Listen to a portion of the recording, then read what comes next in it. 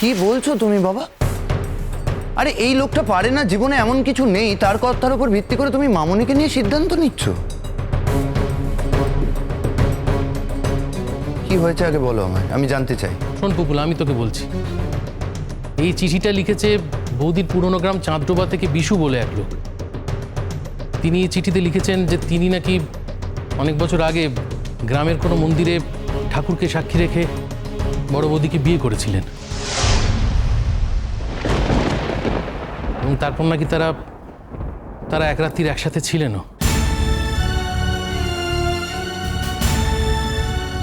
আজ এত বছর পর কাঁকনের মাধ্যমে ওরা দুজন আবার সম্পর্ক স্থাপন করছে। আমি এটা বিশ্বাস করি না। কিন্তু অবিশ্বাস করার তো আমি কোনো কারণ পাচ্ছি না পুকুর।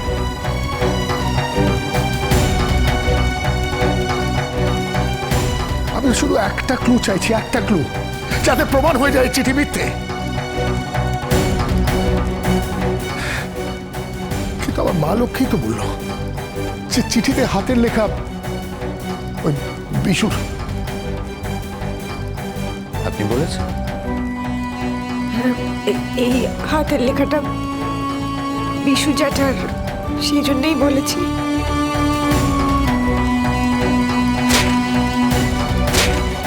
কিন্তু বিশু জ্যাঠা মানুষটাকে তো আমিও চিনি। হ্যাঁ তাই তো, আপনি তো চেনেন। আমি আমি মরে গেলেও বিশ্বাস করতে পারি না যে বিশু জ্যাঠা এরকম একটা চিঠি লিখতে পারে। আমি বিশ্বাস করি না। ও বাবা, এই দেখো তো ভালো ঝামেলা পড়লুম। এদিকে বলছিস ও বিশু জ্যাঠার চিঠি, আবার বলতেছিস ও চিঠি উনি লেখেননি। আচ্ছা, তুই তোর বিশু জ্যাঠাকে চিনিস না? কেমন এক বজ্ঞা মানুষ তিনি। আচ্ছা, আমি কি জোর করে বন্দুক হাতে নি তাকে দিয়ে জোর করে চিঠিখান লিখিয়েছি বল দিনি? আর সে মানুষ কেমন এক বজ্ঞা, যে যদি মনে করে সে কিছু করবে না, কার ক্ষমতা আছে তাকে দিয়ে জোর করে কিছু করাবে, করতে পেরেছে না কোনোদিন পারবে বল দিনি? বালক আবার একটা প্রশ্নের উত্তর দেবে? এই বয়সে বিশ্বাস হারিয়ে আমি বাঁচতে পারবো না, তাই আশা করি তুমি সত্যি কথাটাই বলবে। তুমি ওই তোমার বিশু জ্যাঠাকে কথা দিয়েছিলে যে রাধাকে নিয়ে তুমি চাঁদডোবা গ্রামে যাবে? না বাবা, বিশ্বাস করুন, এই নিয়ে বিশু জ্যাঠার সাথে কোনো কথা হয়নি। আমি কিচ্ছু বলিনি। ওই তো ওই বৌভাতের দিন বিশু জ্যাঠার সঙ্গে দেখা হলো, এখানেই তো, আপনারা তো সবাই ছিলেন, সবার সামনেই দেখা হয়েছে, আর যা কথা হয়েছে সেটাও সবার সামনে। তারপরেও যতবার, মানে বিয়ের পরে আমি যতবার চাঁদডোবা গেছি, বিশু জ্যাঠার সাথে তো আমার দেখাই হয়নি। মিথ্যে কথা নিজে ভালো সাজার জন্যই এখন ডাহা মিথ্যে কথা বলছে। তাই যদি হবে তাহলে ওই ভদ্রলোক এর নাম লিখলো কেন? সত্যি কথা যে আমাদের বাড়িতেই এসে ওকে দেখে, সেটাই তো চিঠিতে লেখা আছে। বড় বৌদি, তুমি চুপ করে থেকো না, তুমি কিছু বলো। আমাকে তো কেউ কিছু প্রশ্ন করেনি গো ভাই, যে আমি বলবো। হ্যাঁ, আমার থেকে তো কেউ কিছু জানতেও চাইছে না। এতকাল এই ব্যানার্জি বাড়িতে ঝিগিরি করেছি, আজকে তো আমার ফেরত পাওয়ার দিন। এই একদম নাকামি করবে না, এখন ভালো সাজছো না, সাধু সাজছো। তোমার বিয়ের আগের এত কেচ্ছা কেলেঙ্কারি এতদিন আমাদের গুণাঙ্করও জানতে দাওনি, দাদাকেও জানতে দাওনি, আর উল্টে দাদাকে দোষী সাজিয়ে রেখেছো। না, আমি তো সকলের কাছে খুব খারাপ। তবু একটা কথা বলছি, হ্যাঁ, চাঁদডোবার এই ঘটনার কথা কিন্তু আমার জানা ছিল। একটা কেলেঙ্কারি তো হয়েই ছিল, তো সে যে এত দূর এটা আমার জানা ছিল না। তুমি এটা আমার সাথে করতে পারলে দাদা? আমার বিশ্বাসের সাথে এইভাবে ছিনিমিনি খেলতে পারলে? এতগুলো লোকের সামনে আমাকে ছোট করতে পারলে? এটা যদি 6 মাস আগে হয়ে থাকতো না রাধা, আমি আঘাত পেতাম না। আর যখন আমি তোমাকে নতুন করে চেনার চেষ্টা করছি, তো তোমার জায়গাটা এই বাড়িতে দিতে চাইছি। তখন সকলের সামনে এটা আমি তোমার থেকে আশা করিনি। আচ্ছা আমি বরং এখন আসি, হ্যাঁ? বুঝতে পারছি এমন একখানা অসময়ে আপনাদের মাঝে এসে পড়েছি। আপনাদের পরিবারের ওই ব্যক্তিগত কথাবার্তা নিয়ে আলোচনা হচ্ছে, এর মধ্যে আমার থাকা বোধহয় উচিত হবে না। তবে একখানা কথা কিন্তু ঠিক, আমি কিন্তু বিশু দাদাকে গিয়ে ঠিক ধরবো।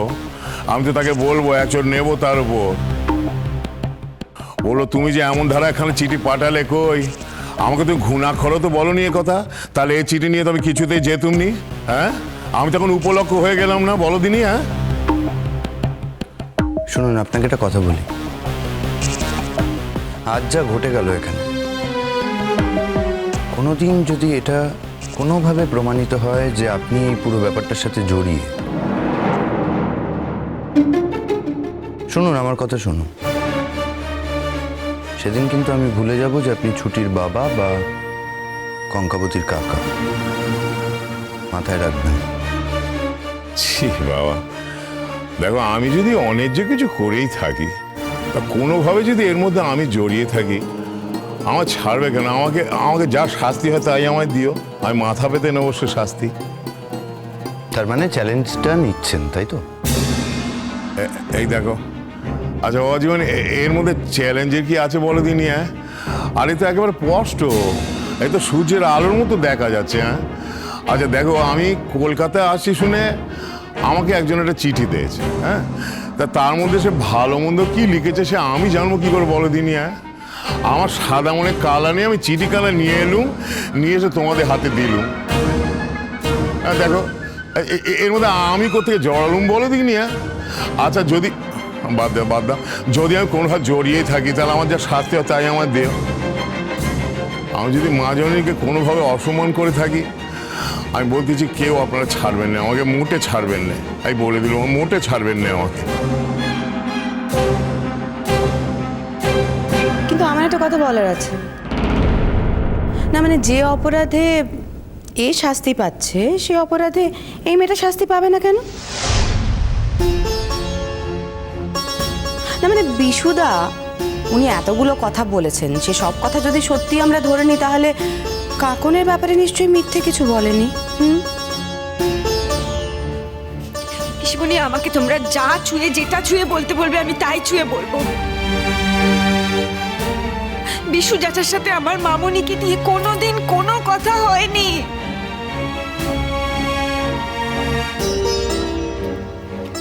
আর একটা কথা আমি তোমাদের সবাইকে বলি, গঙ্গা জলের উপর দিয়ে কিন্তু অনেক নোংরা বয়ে যায়, কিন্তু গঙ্গা জলই থেকে যায়, তার কিন্তু কিচ্ছু হয় না।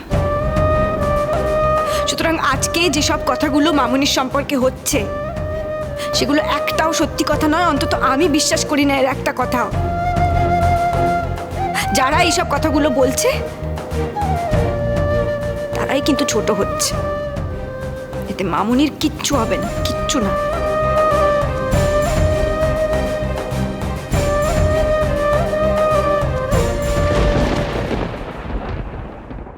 আপনি এই যে নোংরা খেলাটা শুরু করেছেন সেটা মামুনি বোঝেনি। এরকম হতেই পারে যে আপনার বিশু জ্যাঠা যবে এই বাড়িতে এসেছিল, হয়তো মামুনিকে দেখেছে, তারপরে হয়তো আলাদা করে আপনার সাথে কথা বলেছে, সেটা না। তার মানে তো বোঝা যাচ্ছে যে দোষটা একমাত্র আমার। আপনি এইভাবে কথা বললে আমি একদমই ভাববো না যে এই কাজটা আপনি করতে পারেন না, বরং আমার দৃঢ় বিশ্বাস যে এই নোংরামিটা আপনিই করেছেন।